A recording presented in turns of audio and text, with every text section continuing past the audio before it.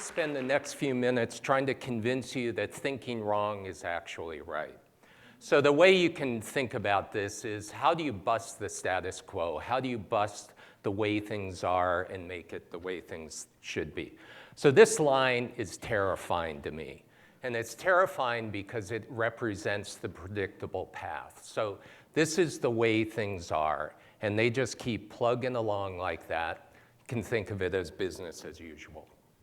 So why does this matter? Well, we've got climate change and extreme weather coming. We have population growth. You might think in the US it's stable, but in the world it's still growing quickly. We have wildlife reduction 52% since 1970, and a lot of other problems. I think actually we have an unprecedented number of challenges now. So how do you create an inflection point and go up off of that status quo to something that represents a big, bold, new way of thinking? So you have people like Picasso in art, or Jane Goodall in science, or Steve Jobs in business. Somehow they're able to have a big vision and have the wherewithal to make that happen. Whoops. You also have regular, everyday people. This is Pam Dorr. She lives in Greensboro, Alabama, and I'm going to talk a little bit about how she's busted the status quo. So why are these people able to do this when all of the forces are conspiring to bring that arc down to the status quo? And I think it happens right at that juncture, right at that inflection point. And I call it thinking wrong, that they're not thinking the same way as everybody else.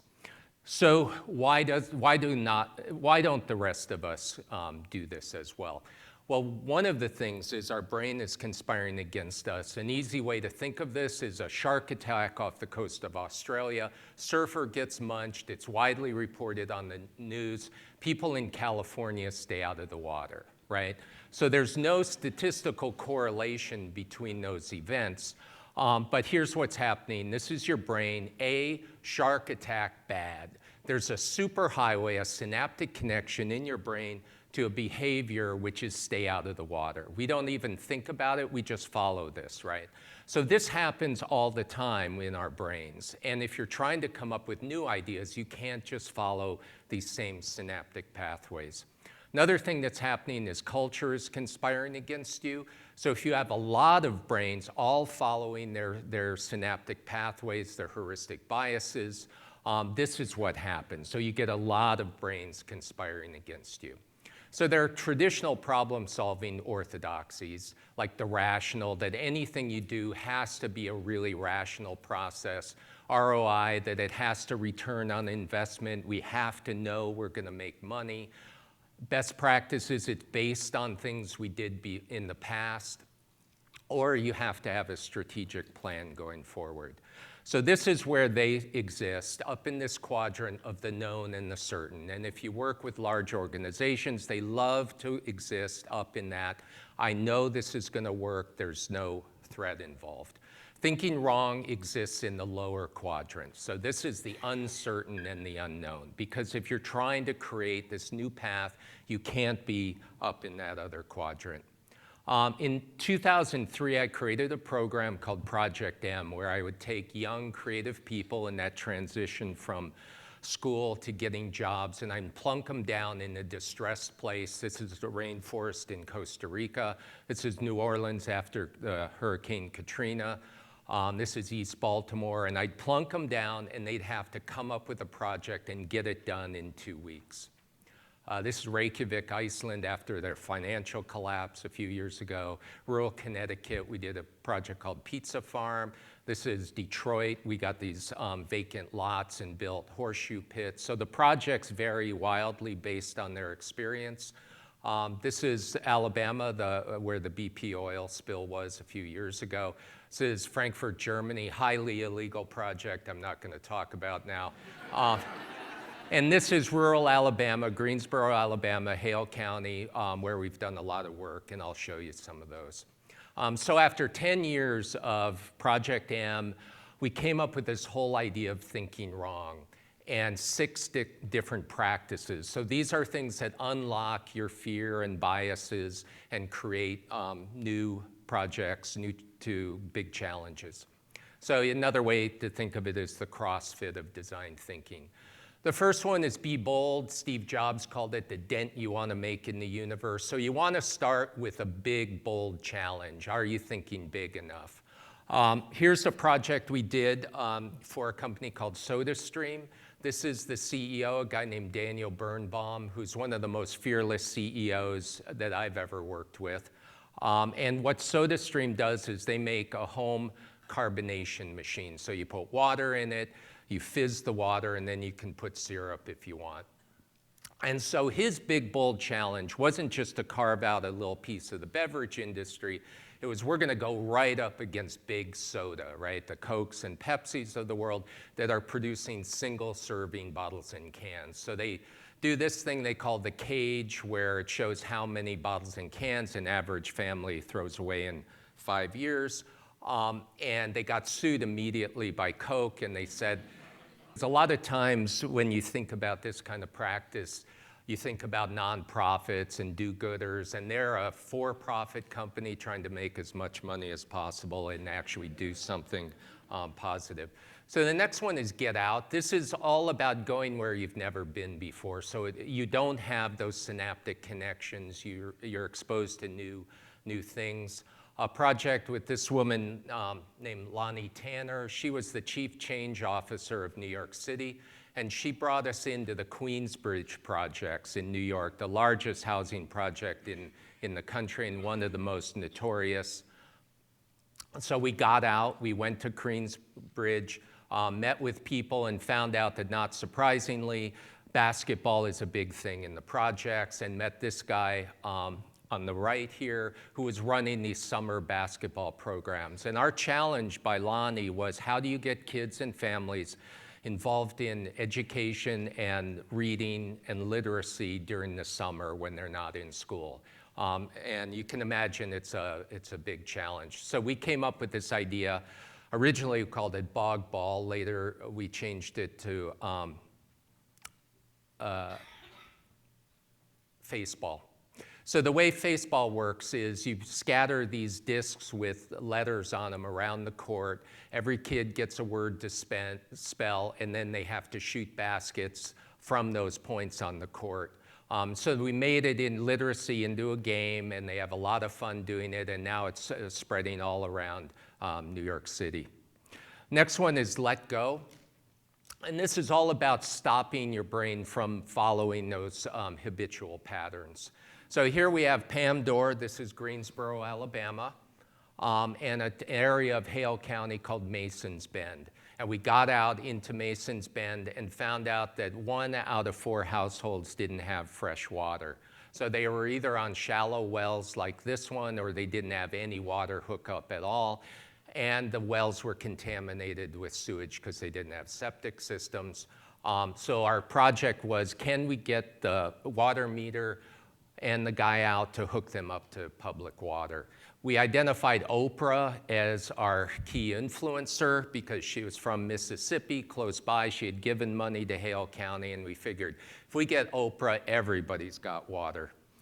So we put her on the cover. We did a big newsprint piece like this. Oprah has one, so does Paris Hilton. These were all photos from Hale County. Charles Manson uses one every day. Herbert Banks doesn't. Neither do Jackie and Damian Green, real people in Masons Bend who didn't have water. Hale County, water's not a right. It's actually not a right anywhere in the US. Cost $425, help a family buy a meter. So we did a website, a big fundraising campaign, but this is my favorite part of it. We printed t-shirts with 425 on them and then sold them for $425 each. So it was kind of the opposite of give a donation, get a free t-shirt. It was buy a t-shirt, get a free donation. And I think we raised over $60,000. So 2 of the guys who were in that program then went to work at Facebook, and Oprah came through, and they grabbed her, showed her the piece, and she was a little pissed off. We didn't get any money from Oprah.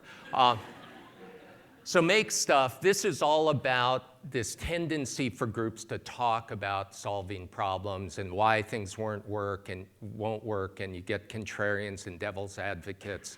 And there's a point where you just have to start making. Greensboro, Alabama again, we wanted to see if we could get young people in urban areas to ride bikes for everyday transportation. Put up a website, we called it Not a Bike. You pay $100 and your membership card is a raw steel bike frame like this. Then it was all about how you built it up so you could paint it or not paint it. We sold out on all the frames immediately. It was time to reorder, and we were getting these frames from Taiwan. Thought, this is crazy because we've got this bamboo growing in Hale County, Alabama. And I had heard about a company that was making bikes out of bamboo. This guy, Marty Odlin, came down. He helped us figure out how to harvest it. You flame treat it to get the moisture out. Pam helped us get a space on Main Street in Greensboro. We set up this bike lab and started making bamboo bike frames that look like this. They use carbon fiber tape to hold the tubes together. We created a brand called Alabamboo. So this was trying to connect Alabama to bamboo like Florida oranges or Georgia peaches or Idaho potatoes. Then this guy came down, Lance Rake from the University of Kansas, and he said there's gotta be a better way to make bikes out of bamboo rather than using the raw tube. And he came up with this called the hex tube using carbon fiber inside the bamboo. This allows you to create a stronger, lighter bamboo tube, and it's a consistent shape so you can join it in a different manner. You don't have to have that wrapping on it. So we launched this bike called the Semester Bike on Kickstarter and started making bamboo bikes. Then Lance started thinking about other ways using bamboo weave. Maybe it could be lighter, making fenders out of that. And now we're making bamboo skateboards using this weave technique. Another Kickstarter to get that going. So the whole idea of this was to create this micro enterprise in this little town in Alabama. So bet small. This is about how scary doing new things is. So I'm gonna look stupid, lose my job, we'll lose money. There's a lot of fear involved, but when you frame it as a little bet, it alleviates some of that. I don't know if this is gonna work, let's just try it and see what happens. It's another Project M group. This was in Maine a few years ago, and the girl in the white sweater was really into pie. And I didn't really think much of that, but it also was March 14th, so 3.14 pi. So they did an event called Free Pie on the streets of this little town in Maine, and that was a huge success. So they decided to go down to Alabama, Greensboro, take over half our studio space at the time and open up a pop-up pie lab. Looked like this.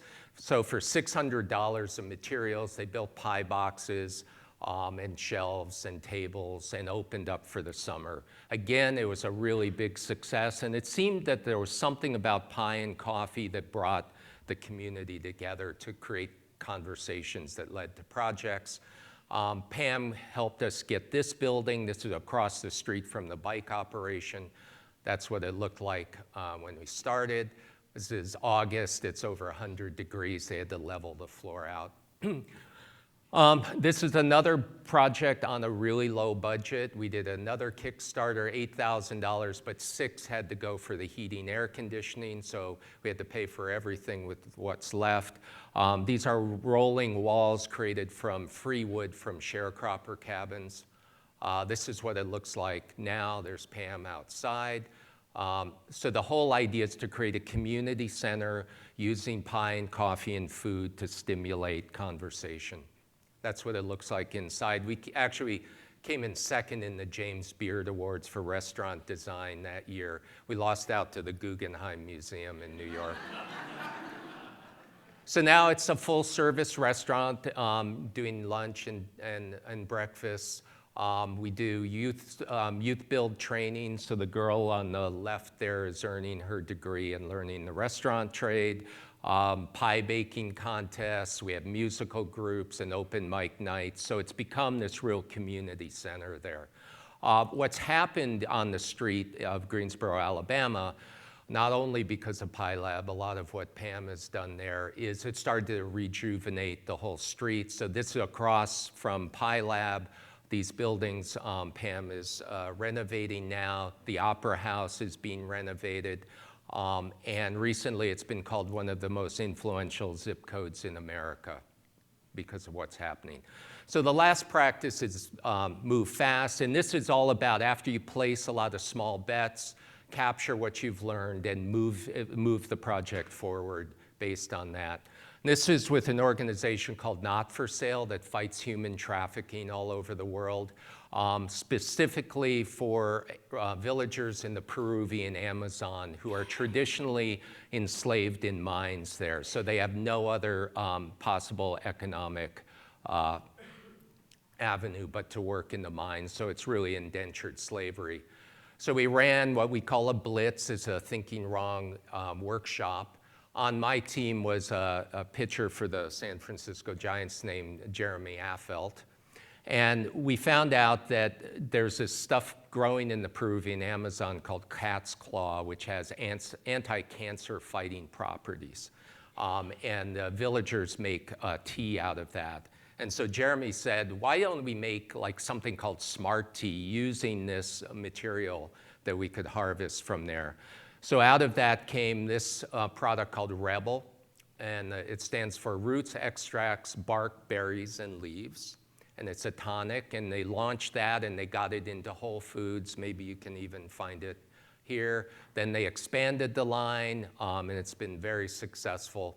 And now they're doing ale and soups as well. So you can see how starting with this whole kind of think wrong about fighting human trafficking, let's produce a product, doing Rebel, expanding that line, now beer and soups, is totally changing the way you might think about fighting human trafficking. And now they've even created a whole line of business at Not for Sale using social enterprise. So thank you very much.